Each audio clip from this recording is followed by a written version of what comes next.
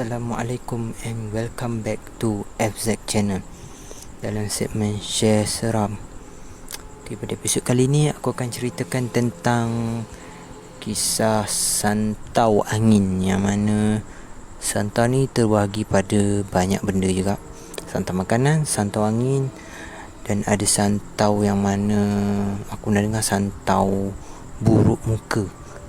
Dia banyak lagi aku rasa macam jenis-jenis santau ni, tapi aku just nak bincangkan yang light ni. Okay, preview juga untuk episod selepas ni ialah santau buruk muka. Okay, pada episod kali ni ialah santau angin. Okay, episod santau angin ni mengisahkan tentang sepasang suami isteri yang baru saja berkahwin. Okay, kisah ni bermula dengan si isteri. Si isteri ni sebelum ni adalah seorang yang bujang, biasalah kan, tinggal di rumah sewa untuk pergi ke tempat kerja. Namun setelah berkahwin, dia telah berhenti bekerja dan juga mengikuti suaminya ke rumah suaminya untuk tinggal bersama. Dan dia dalam masa yang sama turut mencari pekerjaan baru, dan sambil-sambil itu telah menjadi suri rumah sepenuh masa untuk menjaga segala apa-apa yang berada di dalam rumah, baik daripada segi makanan suami maupun setiap isi rumah, sama ada kekemasan rumah, sama ada apa kekurangan ataupun apa yang tidak ada dalam rumah. So macam dia perlu pastikan benda-benda yang penting perlu ada, macam stok makanan, sama ada perlunya TV, sama ada perlunya peti ais. So kat situ macam dia telah melakukan kerjanya, walaupun dia sebelum ni sudah terbiasa dengan benda tersebut, kerana semasa hidup bujang pun dia telah mempraktikkan perkara-perkara tersebut. So selepas pada dia berkahwin dengan suaminya, dia telah berpindah di sebuah rumah flat. Rumah flat tersebut didiami oleh ramai orang, dan sebenarnya di perumahan flat tersebut si suaminya telah pun tinggal di situ untuk jangka masa yang lama. Dan si isteri ni pun yang baru tinggal agak kekok lagi dengan jiran-jiran. Lalu si suami telah mengambil inisiatif untuk memperkenalkan jiran-jiran yang rapat dengannya. Dan dalam kalangan jiran-jiran tersebut, setelah beberapa lama mereka rapat, ternyata si suami mula tidak mengambil tahu sama ada si isterinya baik dengan siapa, rapat dengan siapa. Okey, perkara ini bermula apabila, untuk pengetahuan semua, si isteri ini sudah terbiasa untuk bercakap lepas, bab kata orang Melayu kita, ataupun straight to the point. Dan kata-kata yang digunakannya juga agak tidak beralas, yang mana mungkin kita boleh mengatakan kurang pandai, tapi dia boleh katakan bodoh, dan boleh juga dikatakan perkara-perkara yang tidak elok lah. So macam ternyata adalah sifat buruk di sebalik sifat baik isterinya. Namun perkara ini tidak diketahui oleh sang suami. Dan setelah beberapa lama, perbuatan si isteri ini telah sebenarnya menyinggung salah seorang jiran. Seorang je jiran. Dan hal ini tidak disedari sendiri oleh sang isteri. Dan sang jiran ini sebenarnya telah melakukan sesuatu yang mana menyebabkan isteri ini jatuh sakit. Okey, sebaik saja isteri ini jatuh sakit, sepasang suami isteri ni macam anggap benda tu macam biasa untuk jatuh sakit. Namun setelah isteri ni jatuh sakit untuk jangka masa yang makan berbulan, suami mula merasakan macam ini bukan penyakit biasa. Namun still pergi ke klinik swasta, hospital kerajaan, hospital swasta, klinik pakar, hospital pakar. Namun tiada sebarang hasil yang dapat mereka inginkan. So selepas saja pada semua itu dilakukan, mereka macam seolah putus harapan, kerana si isteri ni macam sakit. Okey, untuk mengatakan semua, si isteri ni jenis sakit yang mana dia kadang-kadang sukar untuk makan. Setiap kali makan dia akan muntah, ataupun sakit sangat tekaknya.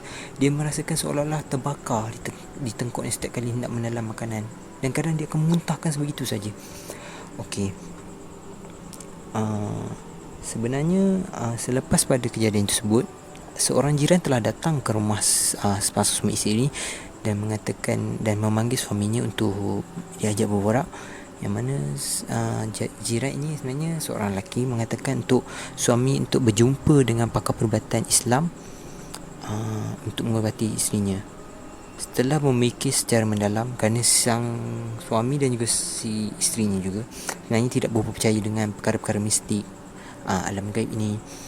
So setelah daripada itu, mereka telah pun pergi untuk berjumpa pakar perubatan ini.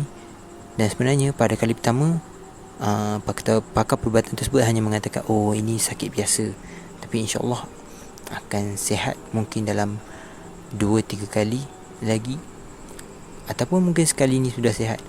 Okey, ternyata untuk kali kedua mereka pergi lagi, untuk kali ketiga mereka pergi lagi. Okey, sebenarnya ada hidden motif daripada pakar perubatan itu sendiri, ialah untuk melihat sama ada penghantar santau, sebenarnya dia dapat mendetek sebenarnya ini adalah santau orang yang dekat ataupun orang jauh, kerana dia akan mengambil sedikit masa. Dan setelah dikenal pasti rupanya orang yang dekat. So pakar perubatan ini telah mengatakan untuk dia berikan air dan juga dia telah mengubati penyakit ini dengan bacakan ayat-ayat Al-Quran dan juga melakukan beberapa prosedur lain dalam perubatan Islam. Setelah pada habis perubatan itu, pakar perubatan tersebut telah mengatakan kepada suami untuk memanggil ataupun menghubunginya, dan telah meminta alamat rumah suami andai apa-apa emergency terjadi. Dan sebenarnya isterinya kembali sakit setelah beberapa hari di rumah, dan si suami telah pun menghubungi pakar perubatan tersebut dan beritahu mereka ingin berjumpa pakar perubatan tersebut, dan mungkin akan pergi ke pusat perubatan yang mereka pergi selalulah. Namun secara tiba-tiba pakar perubatan tersebut telah datang ke rumah mereka tanpa mereka duga, dan telah melakukan prosedur-prosedur yang dia biasa lakukan kepada isteri. Dan setelah selesai perubatan tersebut, terdengar satu jeritan yang sangat kuat. Jeritan ini sebaik saja pakar perubatan telah membuang santau tersebut. Dan setelah habis cerita tersebut, terdengar satu jeritan daripada seorang wanita yang hanya berselang beberapa rumah daripada rumah mereka. Dan kedengaran wanita tersebut telah berlari untuk datang ke rumah mereka dan telah mengatakan, kenapa buat macam tu? Aku sakit tahu tak? Pakar perubatan tersebut telah memandang dengan sini dan mengatakan, engkau yang terhantar, kenapa kau pula yang marah orang? Patutnya kau lepas minta maaf. Dan perempuan tersebut telah menggaru-garu satu badannya dan memegang tengkuknya, sama seperti mana perbuatan isteri semasa kesakitan. Dan sebenarnya suami kepada si jiran ini sebenarnya rakan baik pada suami mangsa tadi. Dan ini agak menyedihkan lah. Dan sebenarnya pakar perubatan telah menceritakan bahawasanya dia telah mengguris hati jiran tersebut, iaitu si isteri ini telah mengguris hati jiran yang tadi datang ke depan rumah mereka dan menyebabkan dia telah menghantar santau angin, yang mana tidak diberitahu sebelum ini apa yang dihantar, kerana ingin menjaga aib daripada si penghantar. Namun disebabkan perkara ini telah pun terjadi, dia telah menceritakan apa selok belok kes ini. Suami agak terkejut kerana tidak menjangkakan perkara ini jadi, kerana dia sendiri pun agak rapat dengan si penghantar ni, dan dia berasa amat sedih. So untuk bagi aku pengajaran pada episod kali ni, kita kenalah jaga hati orang, kita janganlah sakiti hati orang, gunakan perkataan-perkataan yang baik.